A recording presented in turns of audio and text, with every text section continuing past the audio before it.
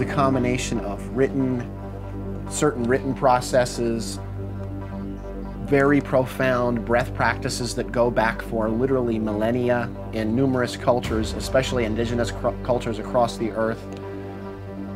We're going to learn how to actually go into that space in human consciousness that will release this singular whole state of being, the truly sacred balance, the true sacred balance, rather than trying to be the light, actually being the light. There's no actual technique that's needed. It's a process of going within and looking in those spaces in our own consciousness that still have those raw vulnerabilities, those spaces that may go back to things that happened to us when we were a child. It could be things that bruised relationships, self-esteem issues. The answers were there in the original Yeshua teachings, in the original Aramaic. They have since been modified, bastardized, manipulated, made into religions, made into fences to live within, rather than connecting into the consciousness of life itself to live through you. We will be doing things such as early morning river baptism, which is something that is a profound experience. We will be offering several still point breathwork sessions, which is, to this point, after over 20 years of work for me, it's still the most profound experience I have ever had with anything that I've ever done in my entire life.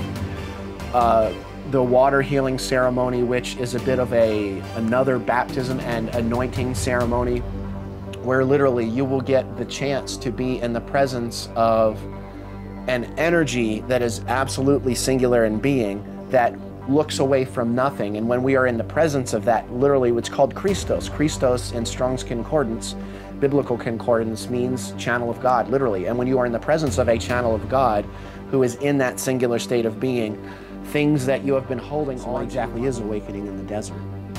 Awakening in the desert is when we have gone through, we've had the willingness to go into those spaces of our being that we're not used to looking at. And we go into those spaces being led by someone who is trained to facilitate these types of processes. I've been doing this work for over 20 years now, since I was a teenager.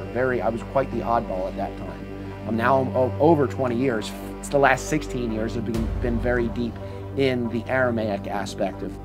It allows those spaces in ourselves that we haven't been either willing to or brave enough to, or even taught how to face and consciously process.